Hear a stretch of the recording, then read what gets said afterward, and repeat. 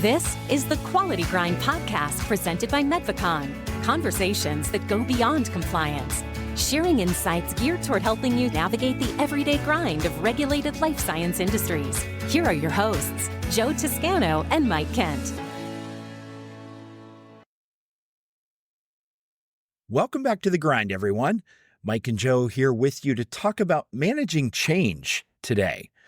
Now, we know that this is taking a big bite off of a huge apple, and there's a lot of different directions that we could go with this because change happens to us and we're affected by change no matter where we work and no matter what environment we're in. So, Joe, how do we get started with this and where do we want to take our discussion today? Mike, thanks. And, as you mentioned, change is a huge topic, right? It's something that impacts everyone on a daily basis, whether it's personal change within your work environment. It's something that everyone deals with on a regular basis. And, some of that change could be positive. Some of that change could have some different impact. And the reason we wanted to kind of have a discussion around it is, as consultants and working with the number of companies that we do, our job and our role is really to bring about improvement and change to the organization that's going to end up in an outcome that's much better than what they had. And because of that change, it's going to impact, not only the company on how they do things, but more specifically people. And, what I think would be interesting, and you and I kind of talked about it before the show is, let's talk about individuals and how they could help incorporate some of this change. And then let's talk about individuals and how they're impacted by change and how they could embrace that and really be successful with it. Now, what's really important here is we're not going to talk specifically about a regulated environment today. We actually have a second show where we're going to bring on a guest who's really an expert in that space to have that conversation with us. But today we wanted to speak more in general and in terms of, simple things that people can do that can make big differences. A lot of the facets of change really are universal from a high level. How to make it successful, how to identify what needs to change, who's involved, how to get them involved. Regardless of your environment, all of those things are important. Absolutely, Mike. I mean, the best place to start here is how individuals can really start to kind of foster some change, right? People are afraid to sometimes bring forward ideas or initiatives because they're not sure that other individuals are going to take them seriously, listen to them, or quite frankly, sometimes they feel they're in a position where they can't actually, make a difference. And, that's so untrue. And we see it all the time. We go into a client where, we sit with the team and the individuals that we're working with, and it's amazing the ideas, that come forward, the processes, things they would like to implement, but they were never quite sure how to go about doing so.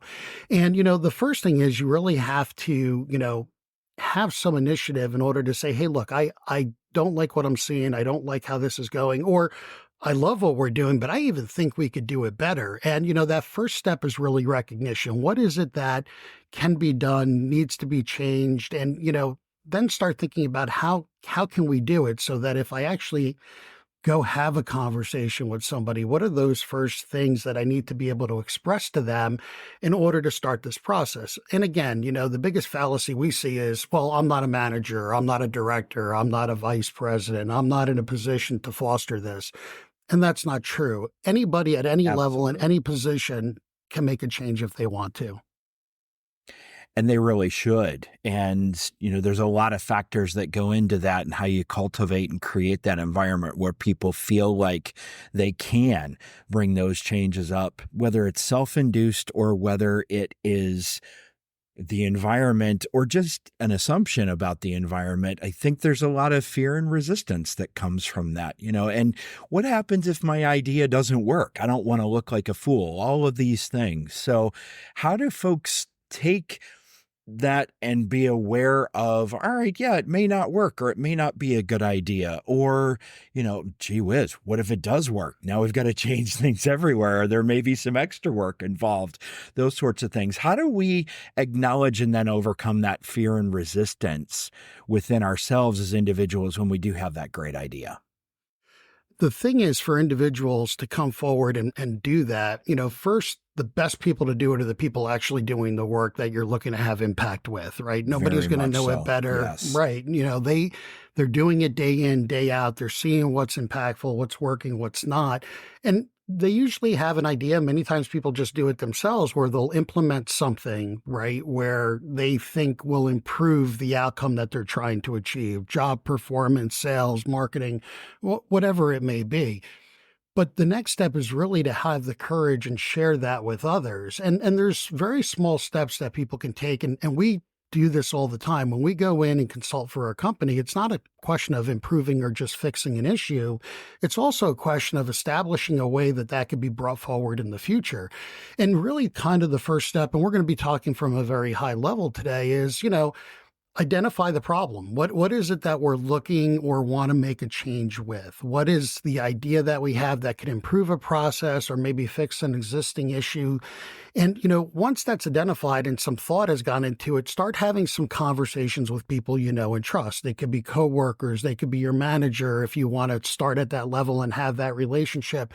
But it's a discussion. Look, I had an idea. I want to try it. What do you think? Or even people outside the industry. Hey, look, this is kind of what I do. This is what I'm thinking. Does this make sense to you? Or do you have a different perspective? And get some validation so that you could even improve upon it further before we talk about the next step.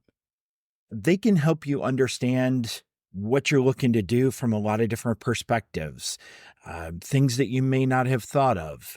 Being aware of assumptions that you're making or ways to go about it or what data or information or who else to talk to that may be useful.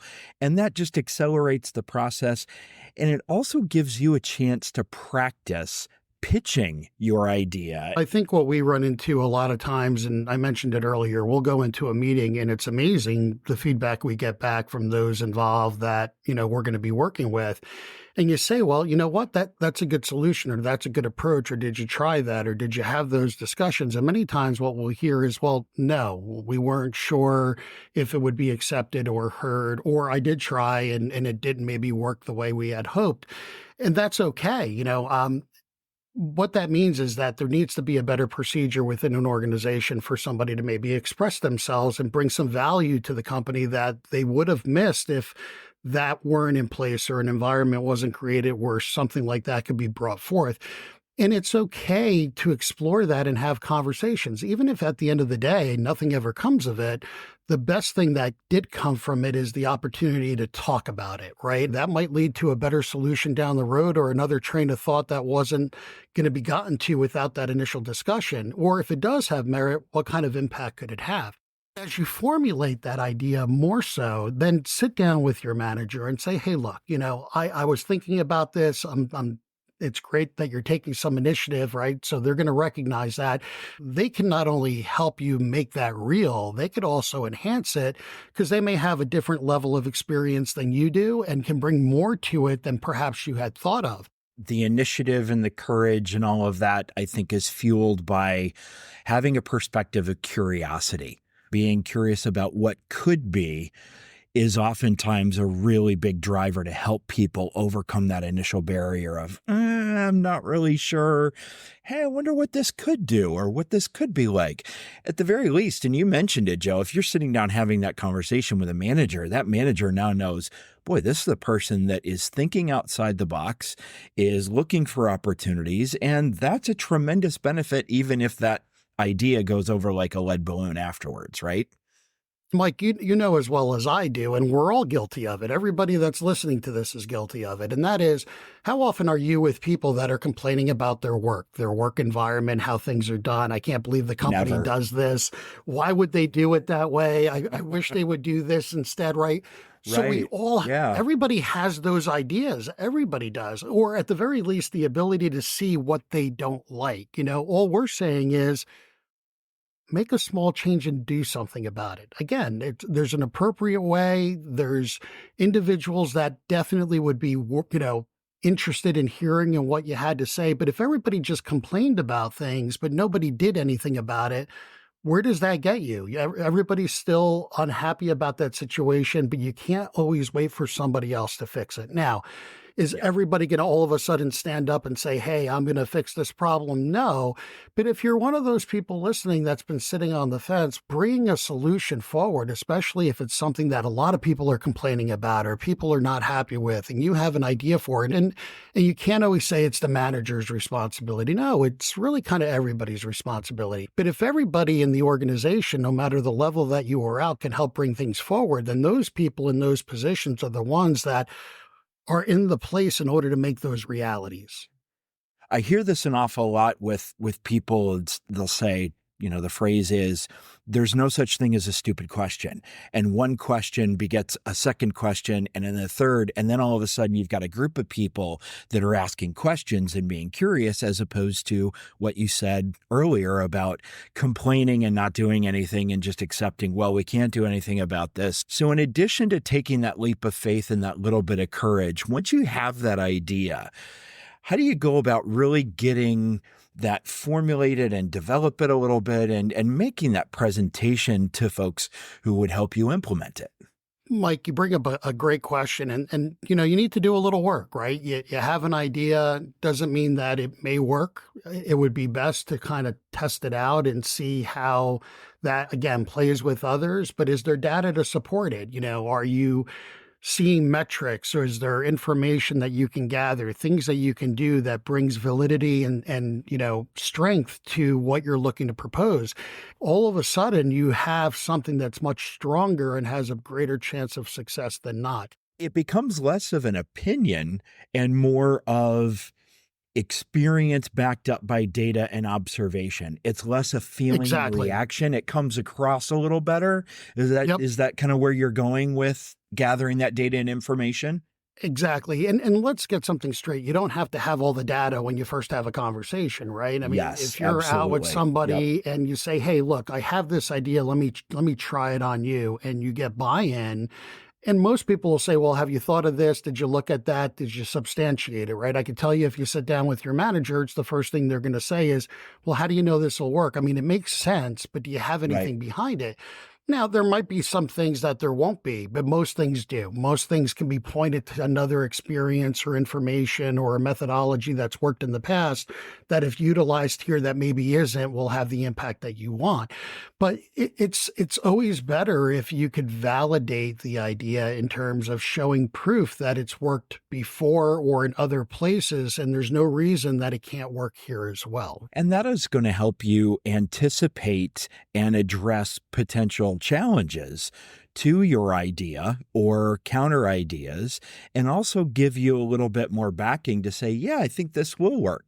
And we're all familiar with that person who walks into the office. They're a brand new hire. They've been there for a couple of months, and well, back in my previous life, we used to do, and it was the greatest thing since sliced bread. And what are Right. the two reactions to that? It's, okay, great. That worked in your environment, but here are the 1,000 reasons why it won't work in our environment. Or, well, that's great. And, not so sure.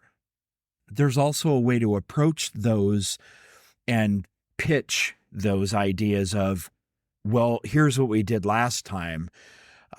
Keep in mind that people are very attached to the way that they do things, especially if you say that, well, in our last job or my last job, this is how we did it. And the person you're saying that to actually designed and came up with the current process and now gets defensive about, well, why are you attacking something that I came up with and is working? And I realize I'm getting off on a little bit of a tangent, but I think it's an important point to consider when you are gathering your initial information and initial data, trying to anticipate problems or challenges or concerns or barriers, what might come up or what that extra work might look like in order to implement it.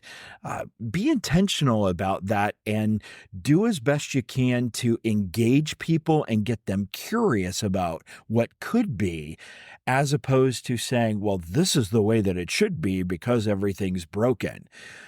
Style points, I guess, is what I'm coming down to here. Style points kind of matter, don't they? Well, they do. And let's talk about that person that loves to talk about how they used to do it somewhere else, right? There's really Right. two sides to that. It's either kind of used as a rub, which, people don't normally appreciate. But if you're serious about it, then it's really simple. Most of your work is already done for you.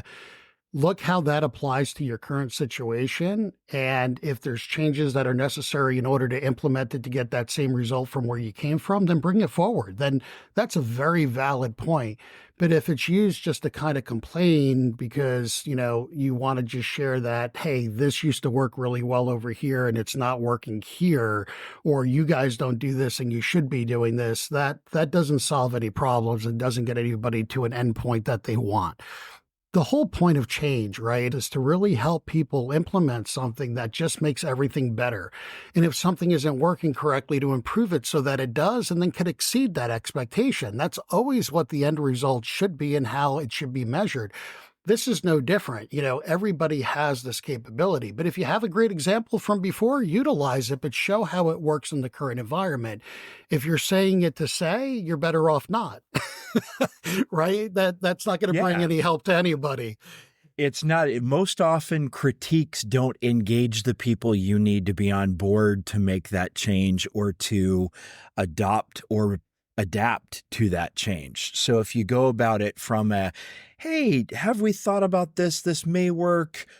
How could it work? As opposed to it must.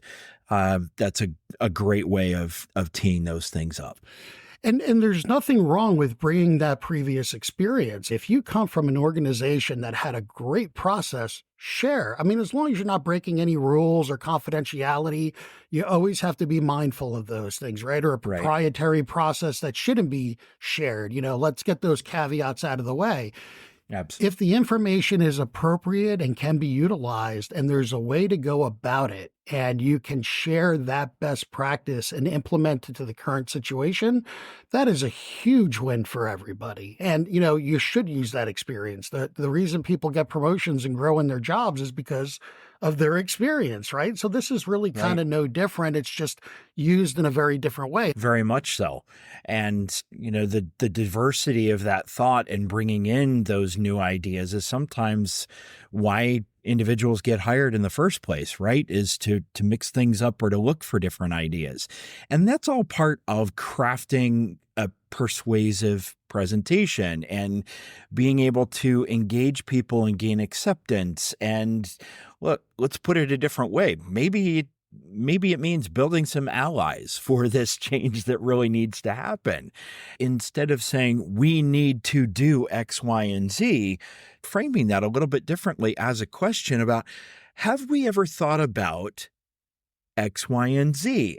Mike, I think, it kind of comes back to what we said before. It's just having some comfort in having a conversation, right? If you have an idea, because we all do, share that with some people. If they get excited about what you're talking about, do a little research and see if you could back it up a bit. And if you can, that's wonderful. Take it to the next step. Have that conversation with your manager, because what you might find is you're onto something that's much bigger than what you thought.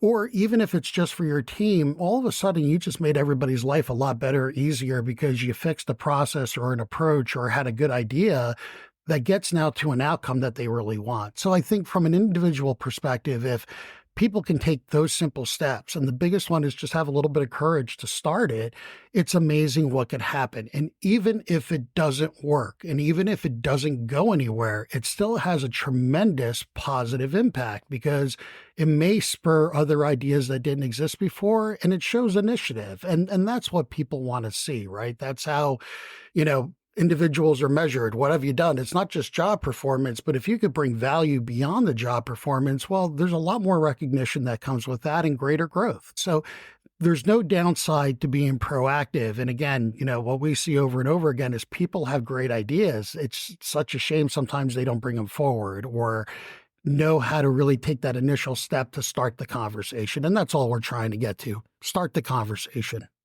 Yeah. And as you said before, once that conversation gets started, you'll begin to gather information, you'll begin to gather data, you'll begin to understand better what needs to happen.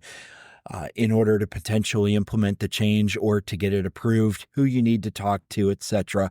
So this is a constant growth once you've started and lit that flame on the process. So Joe, what about the situation where you've got an idea and maybe ideas in your particular work environment aren't really well received, or there doesn't seem to be an environment which is change friendly? What should people do in that situation? And are there ways to try and avoid that? We see that a lot as we go into organizations and have conversations. We hear, we suggested this or we talked about this, we have identified this, but unfortunately it never went forward. And sometimes, unfortunately, that is kind of a failure on the leadership side, not to recognize those opportunities. And the best place that could start is within your team and with your direct leadership and having those conversations. It's a group of employees, sitting down informally with their manager and saying, hey, look, we've all been talking about this. We think this is worth exploring. It's something that we believe has merit. What's your thoughts? What do you think? We want you involved, that this is something we all win from it, right? Because again, positive change impacts everybody in a positive way.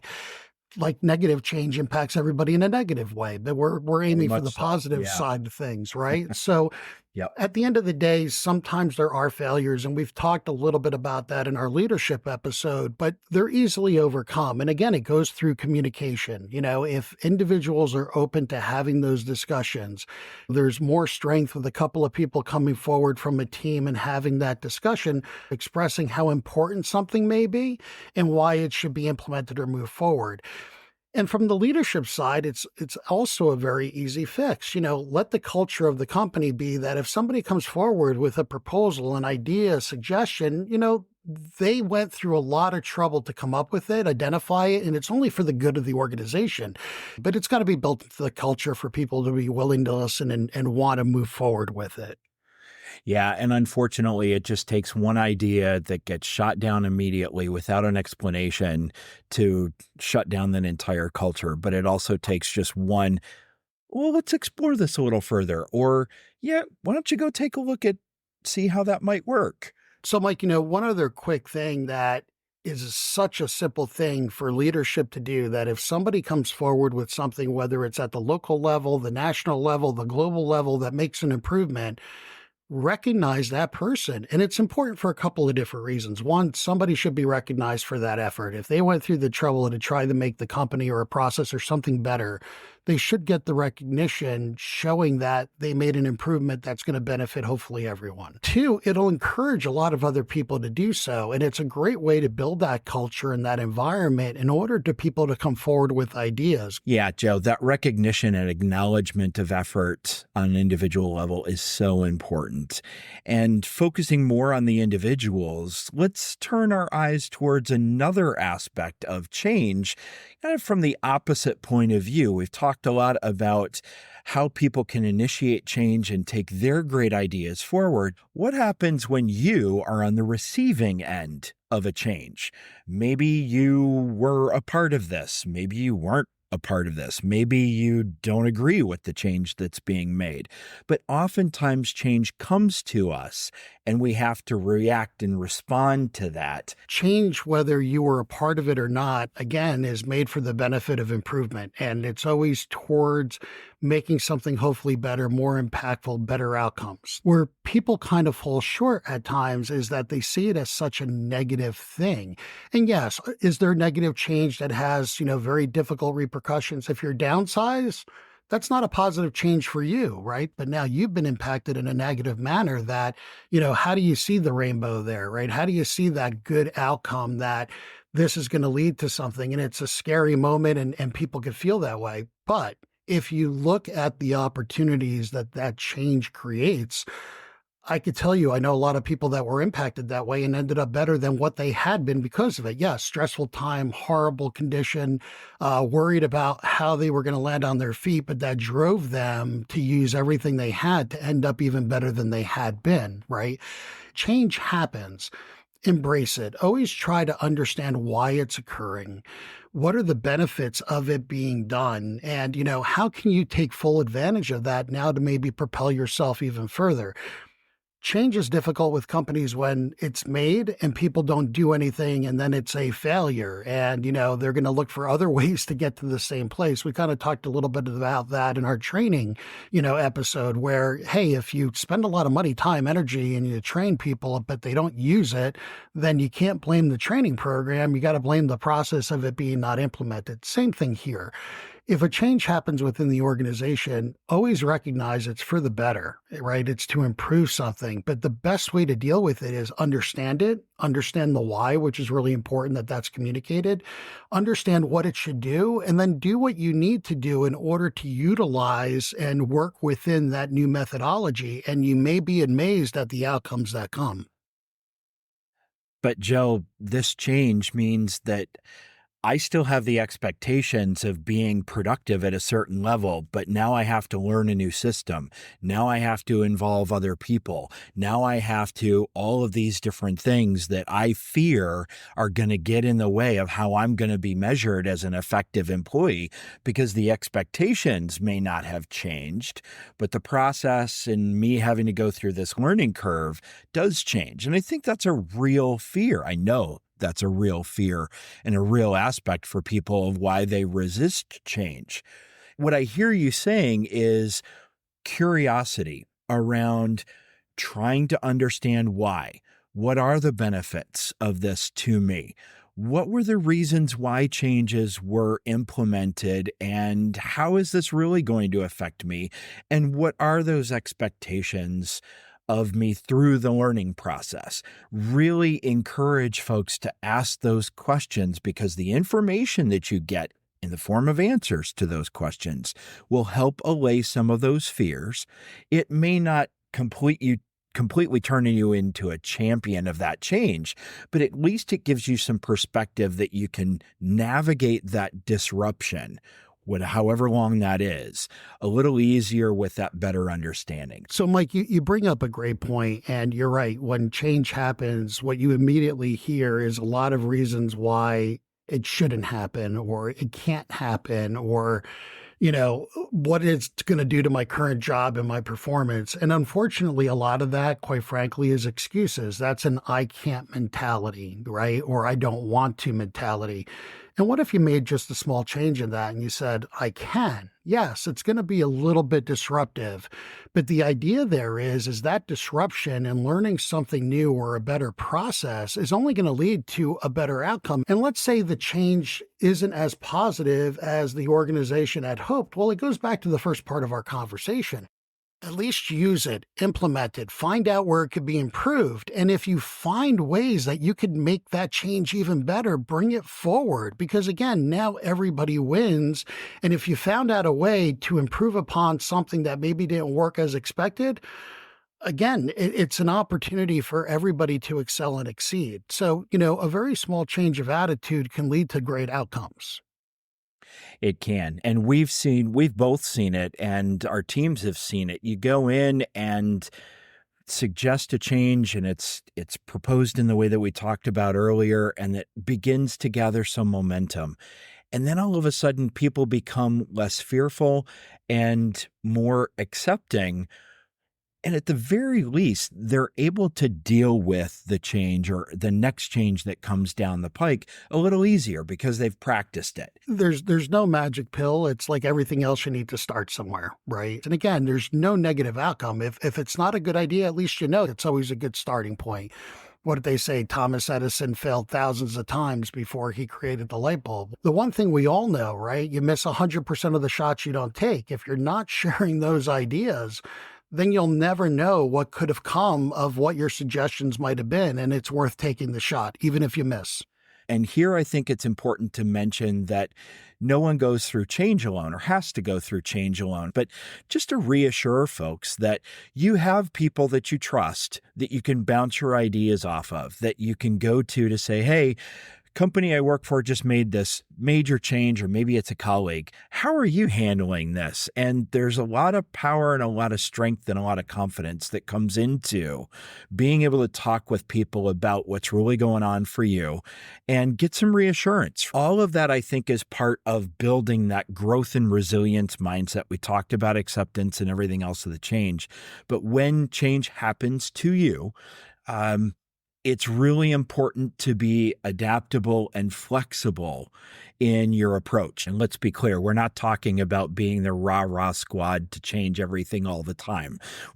We're talking about just generally being more open than you might be and more curious. Well, as we said when we started out, we were going to attempt to take a big bite of a huge apple. And I think what we've done is lay a really good foundation in this initial discussion around managing change to really move forward.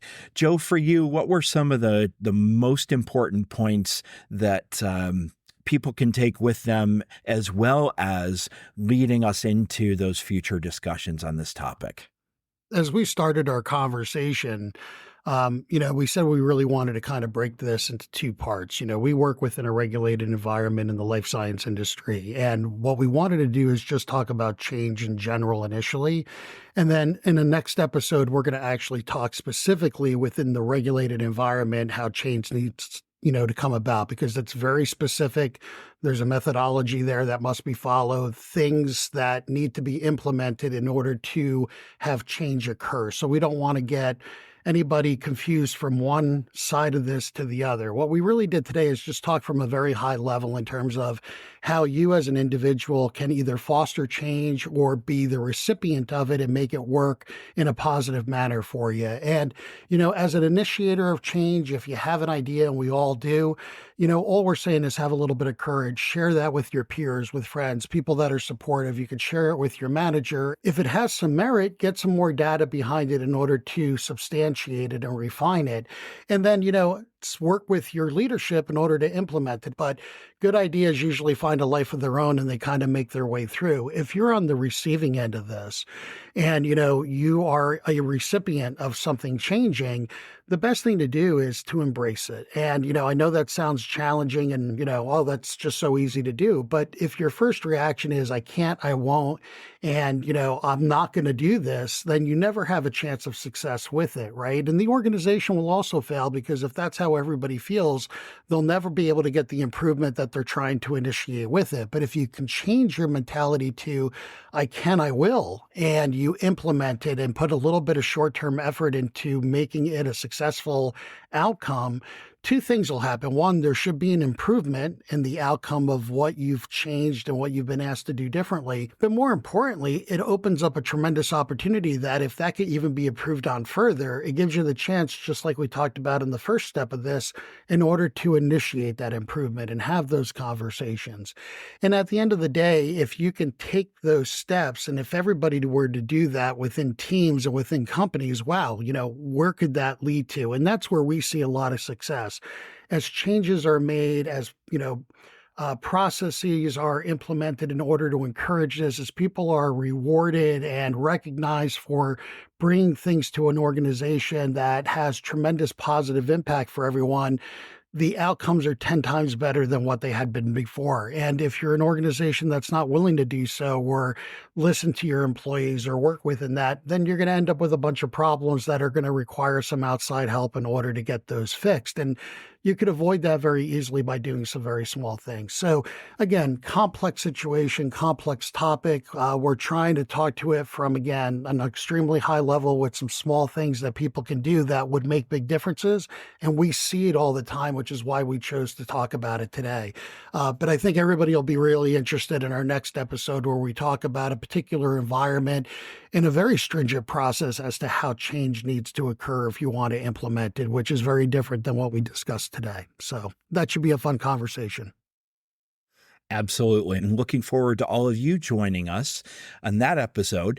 Want to thank you for listening to this episode of the Quality Grind podcast. As always, we invite you to like, comment, and share wherever you're getting your podcasts. And we'll see you again next time here on The Grind. If Medvacon can help you and your organization, we're happy to do so. We specialize in the following areas: quality and compliance, validation and qualification services, project management, tech transfers, general and specialized training programs, engineering services, and talent acquisition. If you have general questions as well, feel free to give us a call at any time. We can easily be reached at 833-633-8226 or via our website at www.medvacon.com. Thanks so much, and we look forward to speaking with you. Thank you for listening to the Quality Grind podcast presented by Medvacon. To learn more or to hear additional episodes, visit us at www.medvacon.com.